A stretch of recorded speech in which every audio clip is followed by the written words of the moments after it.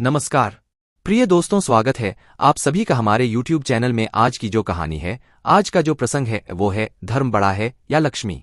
दोस्तों, आज की जो कहानी है बहुत ही ज्ञानवर्धक और प्रेरणादायक होने वाली है। माताओं, बहनों और भाइयों से निवेदन है कि आप लोग इस कहानी को पूरा मन लगाकर सुने और हाँ, वीडियो को बीच में ही ना छोड़े, पूरी जानकारी लें। इससे पहले कि मैं कहानी को सुनाऊं, आपने अगर हमारे चैनल को सब्सक्राइब नहीं किया है तो कर लीजिए और साथ ही बगल में बने घंटे के निशान को प्रेस जरूर कर लें ताकि हमारे हर आने वाली वीडियो का नोटिफिकेशन आपके पास सबसे पहले पहुंचे। तो दोस्तों, बिना किसी देरी के हम कहानी को शुरू करते हैं। एक बार लक्ष्मी और धर्म में बहस हो जाती है। लक्ष्मी कहती है मैं बड़ा हूं और धर्म कहता है मैं बड़ा हूं। दोनों लोगों में जोरदार बहस होती है। तब लक्ष्मी कहते हैं हमें महाराज इंद्र के पास जाना चाहिए, वही इसका फैसला करेंगे। तब धर्म ने कहा ठीक है। दोनों लोग महाराज इंद्र के पास गए। महाराज इंद्र उन दोनों को आते देख खड़े हो गए और हाथ जोड़कर बोले, हे मां लक्ष्मी, हे धर्म, मैं आप लोग की क्या सेवा कर सकता हूं? हे महाराज इंद्र, हम दोनों आपके पास फैसला कराने आए हैं कि हम दोनों में कौन बड़ा है, धर्म बड़ा है या लक्ष्मी। ये बात सुनते ही महाराज इंद्र सोचने लगे, अगर मैं कहता हूं धर्म बड़ा है तो लक्ष्मी मां मेरी साथ छोड़ देंगी। अगर मैं कहता हूं कि लक्ष्मी बड़ी है तो धर्म मेरा साथ छोड़ देगा। तब महाराज इंद्र ने एक युक्ति निकाली और कहा, हेमा, मुझसे भी अच्छा फैसला, मुझसे भी सही फैसला एक राजा कर सकता है। तब मां लक्ष्मी ने कहा, वो कौन व्यक्ति है? तब महाराज इंद्र ने कहा, पृथ्वी लोक पर ही एक राजा है, विक्रमादित्य। आप उसके पास जाइए। वह राजा बहुत ही धर्मपरायण और बहुत ही दयालु और बहुत ही उपकारी है। वह आपके इस फैसले का निर्णय करेगा कि आप दोनों में से कौन बड़ा है। यह बात सुनते ही मां लक्ष्मी कहती हैं, ठीक है, हम उन्हीं के पास जाते हैं। अब धर्म और लक्ष्मी महाराजा विक्रमादित्य के पास पहुंच जाते हैं। जब महाराजा विक्रमादित्य मां लक्ष्मी और धर्म को अपने सामने देखते हैं तो हाथ जोड़कर उन्हें सिंहासन पर बैठाते हैं और कहते हैं, कहिए आप लोग कि मैं क्या सेवा कर सकता हूं? हे राजन, मैं और धर्म आपके पास आए हैं, एक फैसला करा लें। तब राजा ने कहा, क्या फैसला है? तब धर्म ने कहा, हे राजन, कि आप इसका फैसला कीजिए कि मैं बड़ा हूं या लक्ष्मी, क्योंकि अगर धर्म ना रहे तो आदमी का जीवन व्यर्थ है कि जीने का कोई महत्व नहीं। बिना धर्म के मनुष्य एक लाश के समान है। मनुष्य के जीवन में पूरी तरह खालीपन आ जाता है अगर धर्म ना रहे तो। तब महालक्ष्मी कहती हैं कि हे राजा, अगर लक्ष्मी ना रहें, धन ना रहे तो मनुष्य का जीवन नरक हो जाता है। उसे दर दर की ठोकरें खाने पड़ती है, उसे गरीबी में जीवन यापन करना पड़ता है, वह दरिद्र हो जाता है, उसे अथाह दुख मिलता है। तब राजा विक्रमादित्य ने उन दोनों लोगों का बात सुना और फिर उन्होंने कहा, ठीक है, मैं आप दोनों लोग की बातों को ध्यान से सुना हूं और समझता हूं। इसलिए तब राजा विक्रमादित्य ने सोचा कि अगर मैं महालक्ष्मी को मना करता हूं, कहता हूं कि नहीं, मुझे धर्म बड़ा है, आप नहीं, तब महालक्ष्मी मेरा साथ छोड़ देंगी, मुझसे रुष्ट हो जाएंगी। अगर मैं यह कहता हूं कि लक्ष्मी बड़ी है, तब धर्म मेरा साथ छोड़ देगा, जो कि मेरे लिए अत्यंत प्रिय है। मेरा धर्म ही मेरे लिए सब कुछ है। तब अंत में आकर महाराजा विक्रमादित्य ने निर्णय सुनाया और कहा कि आप दोनों ध्यान से सुनिए, मेरे लिए धर्म बहुत ही महत्वपूर्ण है। धन से श्रेष्ठ धर्म है, क्योंकि अगर धर्म ना हो तो व्यक्ति के जीने का कोई महत्व नहीं, उसके जीवन में कोई रस नहीं रहता। अगर धर्म ना हो तो वह मनुष्य पशु समान होता है, उसके मनुष्य योनि में जन्म लेने का कोई फायदा नहीं। एक बार के लिए अगर धन ना हो तो भी आदमी जीवित रह सकता है, वह गरीबी में जीवन यापन कर सकता है। धन न रहे तो भी मनुष्य रूखी सूखी जो भी कुछ खाकर रह सकता है, अपना जीवन गुजार सकता है। लेकिन अगर धर्म ना हो तो व्यक्ति के जीने का कोई महत्व नहीं है। इसलिए मैं धर्म को चुनता हूं, मेरे लिए धर्म ही बहुत बड़ा है।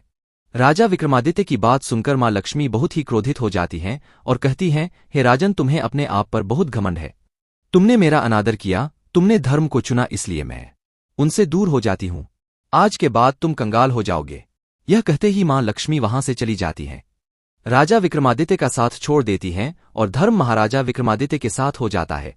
तब देखते ही देखते कुछ ही देर में राजा विक्रमादित्य एकदम से कंगाल और इदम से गरीब हो गए थे।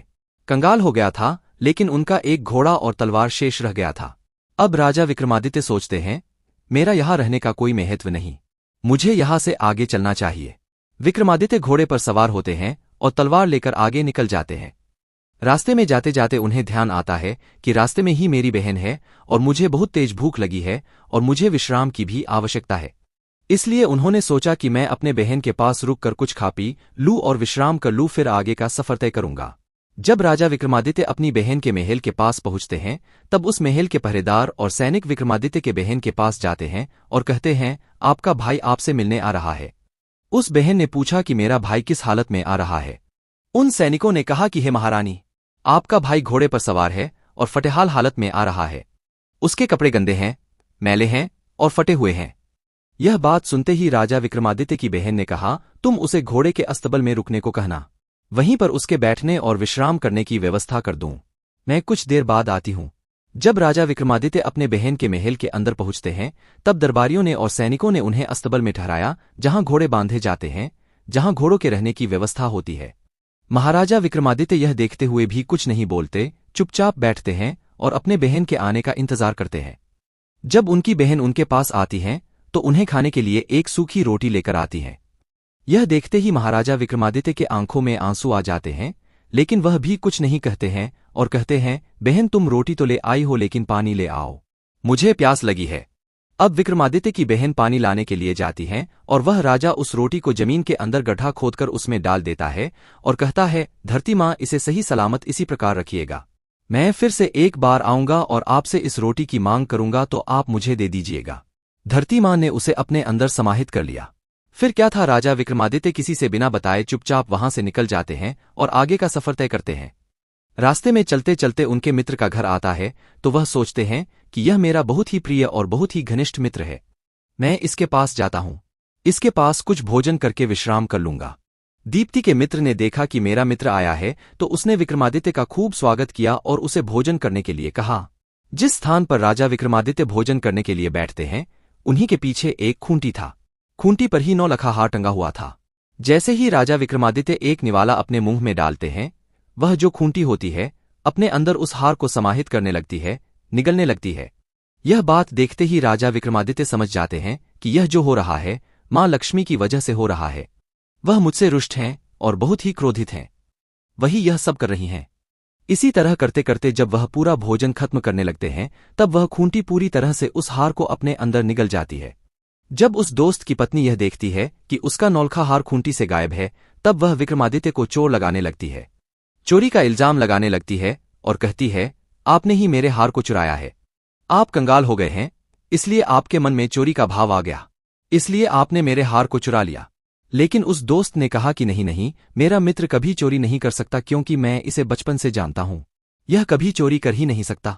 उस मित्र के लाख समझाने के बाद भी उसकी पत्नी नहीं मानती और राजा विक्रमादित्य को अपने घर से बाहर निकाल देती है। दोस्तों, इतना सब होने के बावजूद भी राजा विक्रमादित्य कुछ नहीं कहते और शांत होकर घर से बाहर निकल जाते हैं और आगे का सफर फिर तय करने लगते हैं। अब चलते चलते उन्हें रात हो जाती है और वह सोचते हैं कि रात में सफर करना ठीक नहीं है, हम सुबह में सफर करेंगे। यह सोचकर राजा अपने घोड़े को खड़ा करते हैं और अपनी तलवार को लेकर एक पेड़ के नीचे बैठ जाते हैं।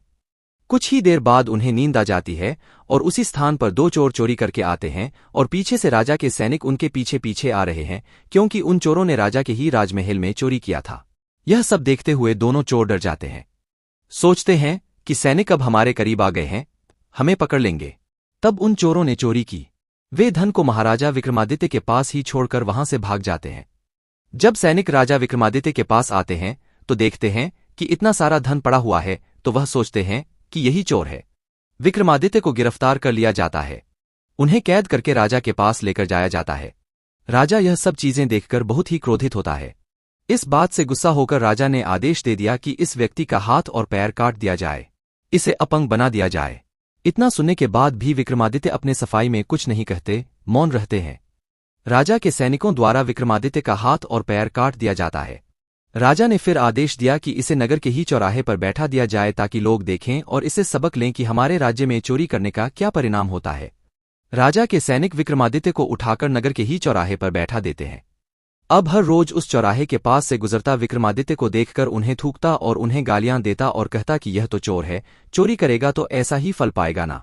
यह कहते हुए लोग वहां से गुजर जाते हैं, चले जाते हैं। लेकिन एक दिन की बात है, एक दिन उसी रास्ते से एक ग्वाला घी की मटकी लिए हुए जा रहा था। वह बहुत ही दयालु था। विक्रमादित्य जब उस व्यक्ति को देखते हैं तो समझ जाते हैं यह व्यक्ति स्वभाव का बहुत ही अच्छा है। उसने उस व्यक्ति से कहा, है राहगीर, आपके पास अगर पानी हो तो मुझे पिला दीजिए, मुझे बहुत ही प्यास लगी है। उस ग्वाले ने बिना सोचे समझे अपने थैले से पानी निकालकर विक्रमादित्य को पिलाया और कहा, तुम चोरी क्यों किए? अगर चोरी नहीं किए होते तो ऐसी सजा नहीं मिलती ना। तुम चोरी किए हो, राजा के दोषी हो, फिर भी मैं तुम्हें पानी पिला रहा हूं। और फिर वहां से चलता बना। जब ग्वाला दूसरे नगर में घी बेचने के लिए जाता है तो वह घी तो बेचता है, लेकिन उसका घी खत्म नहीं हो रहा था। यह देखकर वह बहुत ही हैरान होता है कि मैं इतना सारा घी बेच रहा हूं, फिर भी मेरे मटके से घी खत्म नहीं हो रहा है। यह देखते हुए वह सोचने लगता है, यह क्या बात है। पूरा दिन का कमाई करने के बाद उसके पास अच्छी खासी रकम हो जाती है और वह अपने घर आता है और अपनी पत्नी से कहता है कि आज बहुत ही विचित्र बात हुई। मैंने राजा द्वारा सजा पाए गए इंसान का मदद किया और पानी पिलाया, तो आज मेरे साथ एक चमत्कार हुआ। मैं जितना भी घी बेच रहा था उतना ही ज्यादा बढ़ रहा था। मेरे मटके में से घी खत्म ही नहीं हो रहा था। लगता है वह जरूर कोई दिव्य आत्मा है, वह कोई अच्छा पुरुष है। तब ग्वाले की पत्नी ने कहा कि हे स्वामी, हमारे पास एक भी औलाद नहीं है, हम औलाद के सुख से वंचित हैं। हम लोग इतने बूढ़े हो गए हैं। आप ऐसा करिए कि उस व्यक्ति को हमारे घर लेते आइए, हम उसे अपना बेटा समझकर बेटा मानकर उसके साथ जीवन यापन करेंगे। तब ग्वाले ने कहा, तुम्हारी बात तो ठीक है, लेकिन इसके लिए हमें राजा से इजाजत लेनी होगी, उनकी अनुमति लेनी होगी। उसकी पत्नी ने कहा, वह बेचारा हाथ पैर से अपंग है, हम लोग के साथ रहेगा तो उसका भी मन बहला रहेगा और हमें भी अपने पुत्र का होने का अनुभव प्राप्त होगा। तब उस ग्वाले ने अपनी पत्नी की बातों को सुनते हुए राजा के पास जाता है और कहता है, महाराज, आपने जिस अपराधी का हाथ पाव काटकर चौराहे पर बिठा दिया है, मैं उसे गोद लेना चाहता हूं, मैं उसे अपने साथ ले जाना चाहता हूं। तब महाराज ने कहा, वैसे भी वह हमारे किसी काम का नहीं है, उसके हाथ पाव तो हैं नहीं, हमारे नगर में बोझ बना हुआ है, तुम ले जा सकते हो, हमें कोई आपत्ति नहीं है। यह सुनते ही ग्वाला भागा भागा जाता है और राजा विक्रमादित्य को अपने नौकर चाकरों की सहायता से अपने घर को लाता है और उन्हें नहला धुलाकर स्वच्छ वस्त्र पहनाता है और भोजन कराता है और कहता है, आज से तुम मेरे पुत्र रहोगे, हमारा कोई संतान नहीं है, हम बूढ़े हो चुके हैं, कम से कम बुढ़ापे में ही हमें संतान का सुख मिलेगा, इसलिए मैं तुम्हें अपने पास लाया हूं। क्या तुम्हें मेरा बेटा बनना स्वीकार है? राजा विक्रमादित्य ने कहा, हाँ, मुझे आपका पुत्र बनना स्वीकार है। राजा विक्रमादित्य उस ग्वाले के पास उसके लड़के के रूप में रहने लगते हैं। दोस्तों, उसी नगर के राजा की जो पुत्री थी वह बहुत ही विदुषी और बहुत ही दूरदर्शी थी। वह जब भी गाया करती थी दीपक जल जाया करते थे, इसलिए हर शाम को वह गाना गाती, गीत गाती तो पूरे नगर में दीप जल जाते और रात्रि हो जाती। जब सबके सोने का समय होता तो वह राजकुमारी गीत गाकर सारे दियों को फिर से बुझा दिया करती। लेकिन यह सब चीजें राजा विक्रमादित्य देख रहे थे। उन्होंने भी दीपक राग गाकर उन दियों को फिर से जला दिया। यह सारे चीजें जब वह राजकुमारी देखती है तो वह समझ जाती है दीपक को जलाने वाला और कोई नहीं राजा विक्रमादित्य ही हो सकते हैं, वह इस नगर में है। यह सोचकर वह राजकुमारी बहुत ही प्रसन्न होती है। इसी तरह कुछ दिन बीतते हैं तो राजा अपनी पुत्री का स्वयंवर कराता है। दूर दूर से राजा महाराजा राजा के पास आए होते हैं स्वयंवर के लिए, और उसी समय राजा ने उस ग्वाले को आदेश दिया था कि हमें 100 घड़े घी चाहिए, तुम इसका व्यवस्था करो। अब ग्वाला बहुत ही धर्म संकट में पड़ता है कि राजकुमारी का स्वयं घी के दीपक जलाने हैं, घी का पकवान बनना है, 100 घड़े घी चाहिए, मैं कहां से इतने घी का इंतजाम करूंगा। तब राजा विक्रमादित्य कहते हैं, हे पिताश्री, आप परेशान मत होइए, यह सब मुझ पर छोड़ दीजिए, मैं घी क्या इंतजाम कर दूंगा।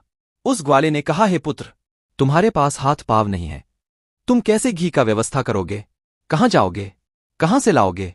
विक्रमादित्य ने कहा, पिताश्री, मैंने कहा ना, आप मेरे ऊपर छोड़ दीजिए, आप निश्चिंत होइए, कल राजकुमारी के स्वयंवर में मैं भी जाना चाहता हूं, जब घी का इंतजाम हो जाएगा तब कल जाते वक्त आप भी मुझे लेकर चलिएगा।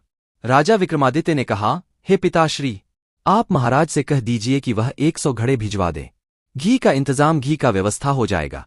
राजा के महल से उसके नौकर 100 घड़े लेकर आते हैं और विक्रमादित्य को दे देते हैं। जब रात्रि का समय होता है तो विक्रमादित्य अपने तपोबल और शक्ति से उन घड़ों में घी भर देते हैं। जब सुबह होता है, ग्वाला देखता है कि इतना सारा घी तो बहुत प्रसन्न होता है, तब वह जान जाता है यह मेरा पुत्र बहुत ही दिव्य है। ग्वाले ने खुशी खुशी 100 घड़े घी को राजा के पास भिजवा दिया। अब वह राजकुमारी के स्वयंवर में जाने के लिए तैयार होने लगता है और अपने पुत्र को भी तैयार करता है। राजा विक्रमादित्य को नहलाता धो लाता है और स्वच्छ और सुंदर वस्त्र पहनाता है और अपने साथ और अपने नौकर चाकरों की सहायता से विक्रमादित्य को अपने साथ ले जाता है। उस राज दरबार में दूर दूर से राजकुमार राजा महाराजा आए हुए थे, सब सिंहासन पर आसीन थे, लेकिन जो राजा विक्रमादित्य थे किसी एक कोने में बैठे हुए थे। जब स्वयंवर का समय आता है तब राजकुमारी उस महल में पधारते हैं। हाथ में जयमाला लिए हुए राजा विक्रमादित्य का तलाश करने लगती हैं। वह सोचने लगती हैं, मैं विवाह करूंगी तो उन्हीं से करूंगी, मैंने उनका गाना सुना, वह इसी नगर में है, अगर इसी नगर में है तो वह स्वयंवर में जरूर आए होंगे। यह सोचते हुए राजकुमारी उनका तलाश करने लगती है, लेकिन उन्हें राजा विक्रमादित्य कहीं नहीं दिखते। फिर उनकी नज़र कोने में पड़े एक व्यक्ति के पास जाती है। उस व्यक्ति के चेहरे से और शरीर से अलग ही आभा प्रकट हो रही थी। यह देखते हुए वह राजकुमारी समझ जाती है कि हो न हो यही है राजा विक्रमादित्य, और बिना कुछ सोचे समझे राजकुमारी जयमाला लेकर आगे बढ़ विक्रमादित्य के गले में पहना देती है। उन्हें अपने वर के रूप में चुन लेती है। उस दरबार में आए हुए राजा महाराजा देखते हैं तो क्रोधित हो जाते हैं और महाराज से कहते हैं, महाराज आपने हमारा अपमान किया। अगर आपको पता ही था कि आपकी पुत्री एक अपंग, एक अपाहिज से शादी करने वाली है, उससे विवाह करने वाली है, तो आप हमें यहाँ पर क्यों बुलाएं? आप हमारा अपमान किया यहाँ बुलाकर। तब राजा ने कहा, दूर दराज से आए हुए सभी राजाओं राजकुमारों से विनती किया और हाथ जोड़कर कहा, हमें माफ करिए, मुझसे गलती हो गई। अब क्या किया जा सकता है? यह नियम है कि कन्या ने जिसके गले में वरमाला डाला है, विवाह तो उसी से होगा। इसके लिए मैं आप लोगों से क्षमा चाहता हूं। आखिर पीछे हार मानकर राजकुमारी का विवाह राजा को विक्रमादित्य से ही कराना पड़ता है और उसी के साथ उसकी ससुराल को विदा करना पड़ता है। अब राजा विक्रमादित्य अपने नववधू को लेकर उस ग्वाले के घर चले आते हैं और रहने लगते हैं। एक दिन राजा विक्रमादित्य अपनी पत्नी से कहते हैं, हे प्रिय, मुझे हिरन का मांस खाने का इच्छा हुआ है, तुम अपने भाइयों से हिरन का मांस लेकर आओ। यह सब सुनते ही राजकुमारी का तो मन नहीं होता है कि मैं अपने भाइयों से कुछ मांगने के लिए जाऊं, लेकिन अपने पति का इच्छा का मान रखते हुए वह अपने और अपने भाभी से कहती है कि भाभी, मुझे हिरन का मांस खाने का इच्छा हुआ है, आप मुझे हिरन का मांस लाकर दे दीजिए। राजकुमारी अपने पति का नाम नहीं लेती हैं क्योंकि मेरे पति का अपमान किया जाए, इसलिए वह अपने लिए कहती हैं कि मुझे हिरन का मांस खाने का मन कर रहा है। यह बात सुनते ही राजकुमारी की भाभियां उसकी खिल्ली उड़ाने लगती हैं। कहती हैं कि चलो चलो, अगर ऐसी ही बात है तो तुमने अपाहिज व्यक्ति को क्यों चुना, उससे शादी क्यों किया? तुम्हें किसी अच्छे पुरुष से शादी करना चाहिए था ना, वह तुम्हें हिरण का मांस लाकर देता। यह बात सुनते ही वह राजकुमारी वापस चली आती है और अपने पति से कहती है, हे स्वामी, मैं अपने घर गई थी, ऐसी ऐसी बातें मुझे सुनने को पड़ी। तब महाराजा विक्रमादित्य ने कहा, ठीक है, कोई बात नहीं, तुम वापस अपने भाभियों के पास जाओ और कहो मेरे पति का घोड़ा और तलवार मुझे दे दीजिए, रुमाल को दिखा देना, वह शांत हो जाएंगे और तुम्हारे साथ चले आएंगे। अब राजकुमारी उस रुमाल को लेकर राजा विक्रमादित्य के कहे अनुसार अपने भाभियों के पास चले जाती है और अपने भाभी से कहती है, भाभी, आप मेरे पति का तलवार और घोड़ा मुझे दे दीजिए। तब उस राजकुमारी की भाभियां सोचती हैं कि वैसे भी उस तलवार और घोड़े ने आतंक मचाया हुआ है, जीना मुश्किल कर रखा है, इससे अच्छा है इस राजकुमारी को ही दे दूं, कट मर जाएगी। जब उस घोड़े और तलवार के पास राजकुमारी को ले जाया जाता है तब वह देखती है, वह तलवार सा बनकर उसके ऊपर टूट पड़ता है और घोड़ा भी उछल उछल कर दुलत्ती मारने लगता है। राजकुमारी जो अपने साथ रुमाल लाई थी उसे दिखा देती है। यह देखते ही तलवार और घोड़े शांत हो जाते हैं और राजकुमारी के साथ चले जाते हैं। घर आने के बाद विक्रमादित्य ने कहा कि मुझे इस घोड़े पर बैठा दिया जाए, मैं खुद शिकार करने जाऊंगा। तुम्हें कैसी बातें कर रहे हो? तुम्हारा हाथ पाव नहीं है और तुम इस घोड़े पर कैसे जाओगे, कैसे शिकार करोगे? तब विक्रमादित्य ने कहा, पिताश्री, आप कृपा कर अन्य लोगों की सहायता से मुझे इस घोड़े पर सवार करवाइए। अपने बेटे के जिद के आगे उस ग्वाले को झुकना पड़ा। उसने अपने नौकर चाकर से कहकर और स्वयं राजा विक्रमादित्य को उठाकर उस घोड़े पर बैठाया। जब वह सर ऊपर करके देखते हैं तो राजा विक्रमादित्य का हाथ पैर सही सलामत है। उनका हाथ पैर आ चुका था, वह फिर से स्वस्थ हो चुके थे। यह चमत्कार देखते ही उनकी आंखों पर विश्वास नहीं होता है। जैसे ही राजकुमारी अपने पति से पूछने को बढ़ती हैं कि हे महाराज, यह कैसे हुआ, यह क्या चमत्कार है, उससे पहले ही राजा विक्रमादित्य ने कहा, मैं पहले स्वीकार करके आता हूं, उसके बाद बताऊंगा यह कैसे हुआ। राजा विक्रमादित्य शिकार करने के लिए एक जंगल में चले जाते हैं। कई शिकार करने के बाद उन शिकारों का कान और पूंछ काट लेते हैं और उन्हें वहीं पर छोड़कर वापस चले आते हैं।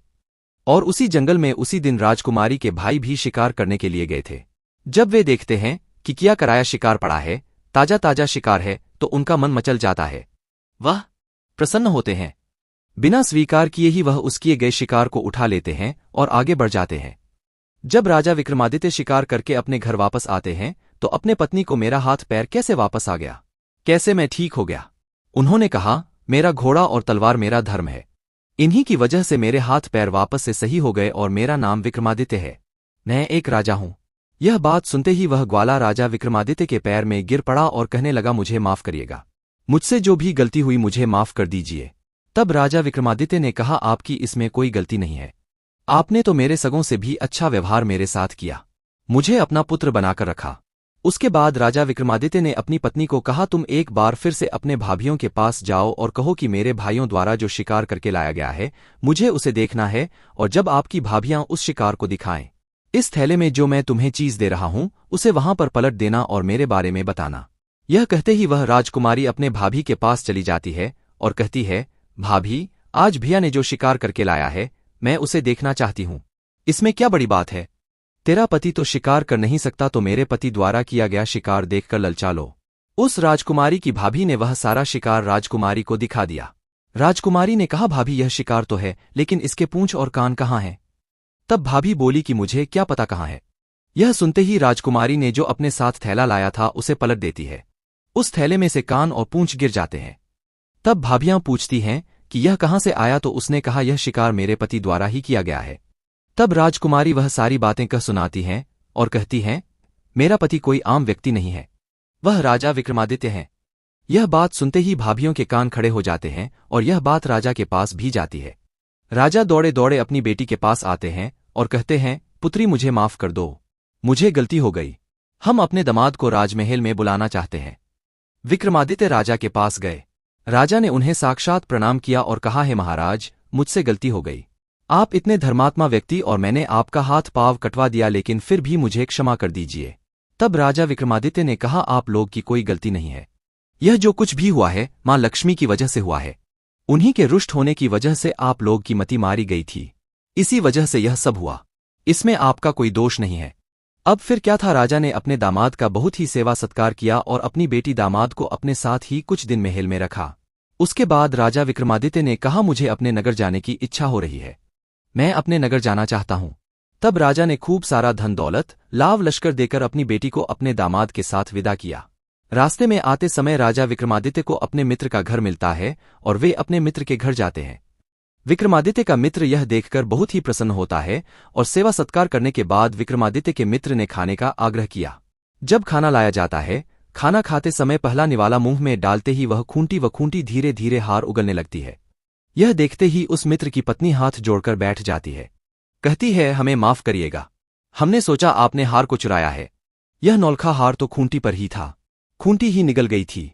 मुझे माफ करिए, मैंने आपको चोर कहा, अपने घर से निकाल दिया। तब विक्रमादित्य ने कहा, इसमें आपकी भी कोई गलती नहीं है। यह जो कुछ हुआ मति भ्रमण के कारण हुआ।